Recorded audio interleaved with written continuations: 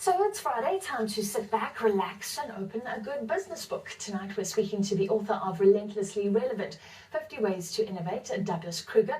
Kruger is exploring how companies can innovate and become industry leaders, whether they're small or large. He joins us in studio now. Welcome to you. Thanks so much, Franz. So innovation has become a bit of a cheap word, used, bandied about like disruption. What does it mean? Well, it has, and you're quite right. The thing to say these days is that we are innovative. There's often nothing backing it up. What people tend to struggle with, and brands struggle with, is the how-to of innovation. And really, in many cases, it's quite simple. They're just different patterns of thinking and different questions that need to be asked. But we need to understand where those starting points are, rather than simply using it as marketing hype.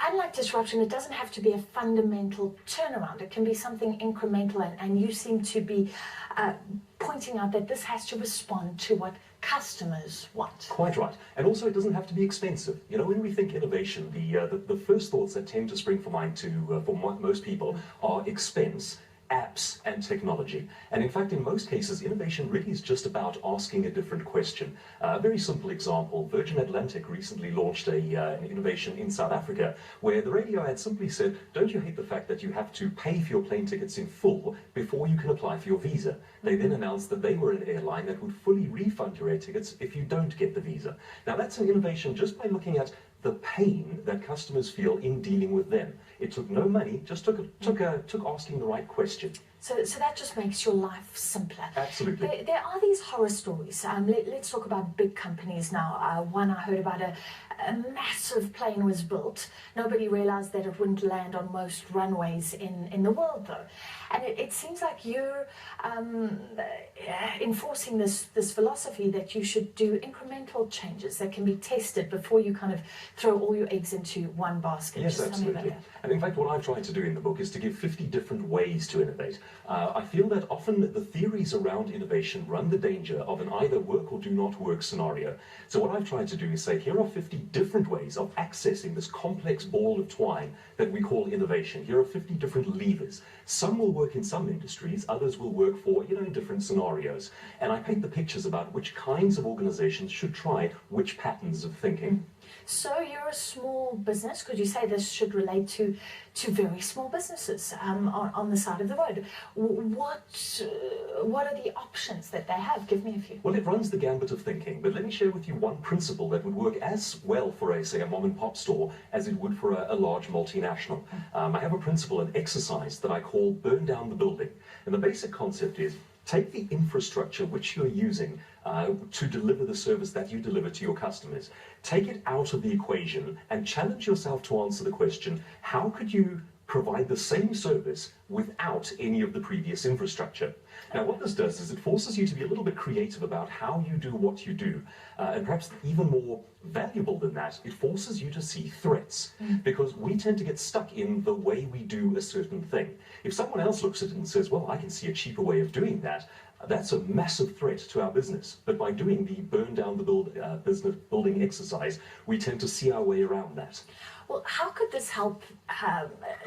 This may be a curveball for you, but how could this help big banks who are facing that threat? From retailers, everybody can now offer banking services because it's so cheap on the internet. How can they use these strategies to look at something that's fundamental to their business? Well, I would say the bigger threat to what I call, not necessarily banks specifically, but the old dinosaurs, which is any company that plays on the idea of legacy, is a finding from 2014, so it's very recent, and I call it the meteorite strike that no one noticed.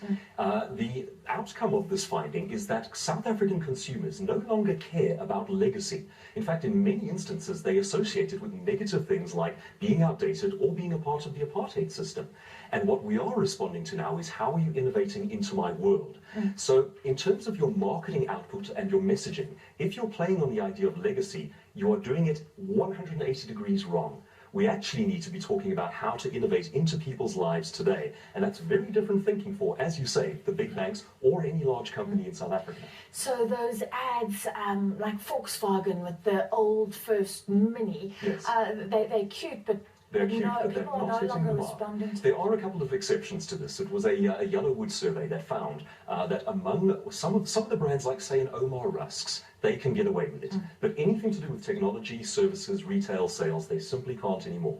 The more pressing question is, how are you innovating into my world today? And that's what our retailers, our consumers care about. Is there not still that nostalgia?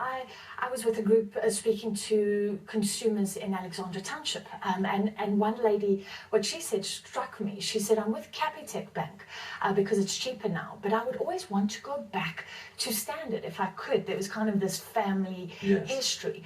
Or will that eventually fade away? Well, the interesting thing is that she is, in fact, as you say, with Capitec Bank. So even though there is the sentimental attachment to a big brand, it's not translating into business for the big brand. One interesting contradiction to that, I have quite a fair amount of input in the book from the head of BMW South Africa. And I posed the question to him, how did you come out as a top brand in South Africa, given that you are almost 100 years old? They're essentially a legacy brand. And he says the clue is in the tagline, sheer driving pleasure. It doesn't reference themselves. It references what they do in the lives of their consumers. Implied in the tagline is the word your sheer driving pleasure. Okay, 50 ways. Give me some more ideas if the small business owners out there. Okay, fantastic. I'll give you a simple one. In fact, two back to back. One is make it 10 times better, and the next one along is make it 10 times worse. So the 10 times better one. You look at, for example, how Sony and companies like that got caught in the video game war. And that's the 10 times better model. They're playing and creating games now that can take up to a decade to play. So it is incredibly complicated, incredibly rich. Then you get the opposite of that coming along, Angry Birds. It's the simplest thing you could possibly hope to create. It's stripped down to bare fundamentals, and it has been downloaded billions of times. People love it. So sometimes it's actually a case of taking what you do and decluttering it, making it much simpler, and I say making it worse.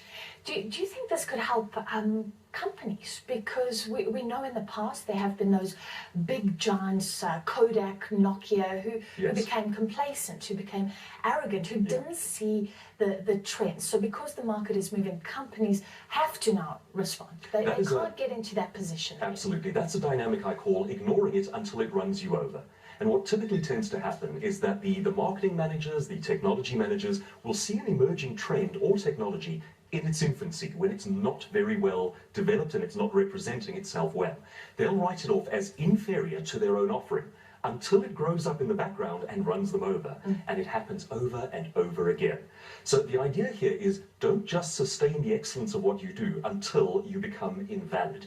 And in fact, you actually need two different groups of people working within organizations. You need those who are optimizing the systems and keeping things running well, but running seemingly contradictory to them. You also have the innovators who are trying to shake things up. So you need the optimizers to keep it perfect until we dump it and do something else.